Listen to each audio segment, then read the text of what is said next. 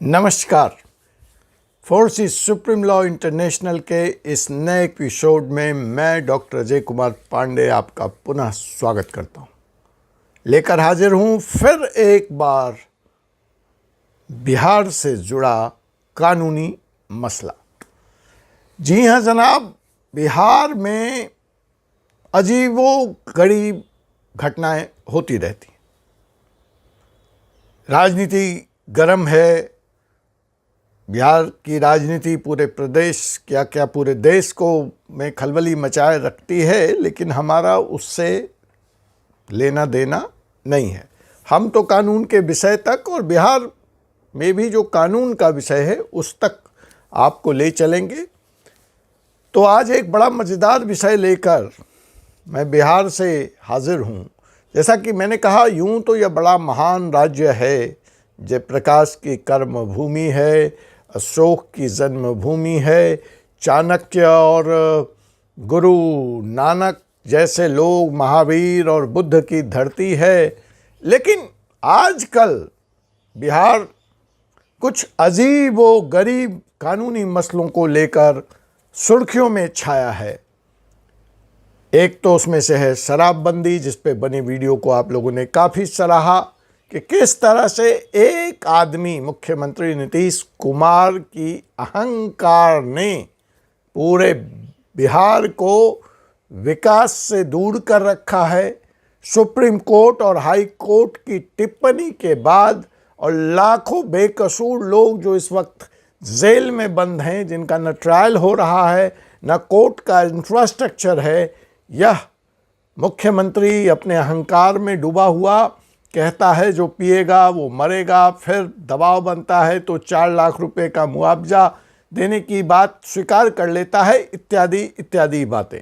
ये तो चर्चा का विषय कानूनी क्षेत्र में सुप्रीम कोर्ट, हाई कोर्ट सब जगह है। अब देखिए वहाँ होता क्या क्या है और हो क्या क्या सकता है। अभी आपने देखा एक फिल्म बनी थी वेल डन अब्बा। पता नहीं आपने देखी या नहीं देखी, आप लोगों में से मौका लगे तो ज़रूर देखिए इस फिल्म को, वेल डन अब्बा। इस फिल्म की पूरी पटकथा जो है कि वह गांव में एक कुआं, वेल WELL, वेल कुआं, आप समझते हैं कुआं, वो कुआं का कुआं, पूरा का पूरा कुआं गांव में चोरी हो जाता है। वो कुआं सरकारी फंड से बना था, मसलन बैंक से लोन लेकर बना था, तो एक तरह से उस पर सरकार का अधिकार था। और फिर उस कुएं के गुमशुदगी की रिपोर्ट लिखने के लिए या लिखवाने के लिए क्या जद्दोजहद उस अब्बा को करना पड़ता है FIR दर्ज कराने के लिए, वह ही इस फिल्म के असली कहानी को बयान करता है। अब आप कहेंगे फिल्म तो फिल्म है, काल्पनिक बातों पे बन सकती है, लेकिन आप क्या कहने वाले हैं वकील साहब? हाँ जी, मैं यही कहने वाला हूं कि फिल्म में तो कुआं चोरी हुआ था, बिहार में पुल का पुल चोरी हो जाता है। 60 फीट लंबा लोहे का पुल 500 टन वजन का चोरी हो गया जनाब। आप कहेंगे ऐसे कैसे हो सकता है? अरे ऐसा हुआ, एक बार नहीं हुआ, 3 बार हुआ। दूसरी बार तो 80 फीट लंबा पुल लोहे का दिन दहाड़े, हाँ जी दिन में चोरी हो गया। और तीसरी बार भी हुआ। और तो और छोड़िए जनाब, चौथी बार का तो कमाल आपने देखा ही ना। 2000 करोड़ की लागत से बना हुआ पुल भागलपुर में देखते देखते दिल्ली के सुपरटेक आइकॉनिक टावर, जिसमें न जाने कितने वैज्ञानिक दिमाग लगे, कितने करोड़ का लाखों का एक्सप्लोसिव लगा, सुप्रीम कोर्ट आया, हाई कोर्ट हुआ, तब जाके वो गिराया गया ट्विन टावर। अब बिहार में देखते देखते छो। अब कौन सवाल पूछे सरकारों से कि भाई अब तक इस पे CBI का मुकदमा क्यों नहीं हुआ? एक तरफ भारत सरकार गंगा सफाई अभियान में करोड़ों का फंड दे रही है, कहाँ सोया है हमारा ग्रीन ट्रिब्यूनल भारत का? कोई पूछे बिहार सरकार से कि ये जो मलबा गंगा नदी में उस पुल का 2000 करोड़ का गिरा है, क्या इससे प्रदूषण नहीं हो रहा है? इसको हटाने का, इसको क्लीन करने का क्या इंतजाम किया गया अब तक? जनाब, ये पुल भी कोई पहली बार नहीं हवा में विलीन हो गया, ये दूसरी बार हुआ। इसके पहले भी पिछली साल ये पुल ऐसे ही हवा में विलीन हो गया था। तो जी हाँ जनाब, यही हमारा प्रदेश है बिहार, जहां चूहा भी शराब पी लेता है, मुख्यमंत्री जी को चूहा काट लेता है, और बड़े के बड़े पुल, लोहे के पुल दिन दहाड़े गायब हो जाते हैं।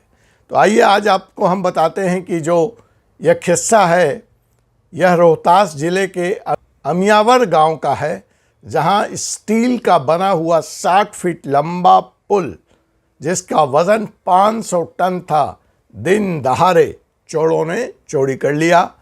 FIR भी हुई, कुछ गिरफ्तारियां भी हुई। जनाब, ये पुल जो है अंग्रेज़ों के समय का था।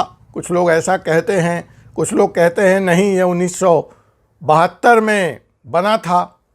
अभी यह रोहतास की घटना थमी नहीं थी कि जहानाबाद में दरगाह नदी पर बना हुआ लोहे का पुल फिर चोरी हो गया।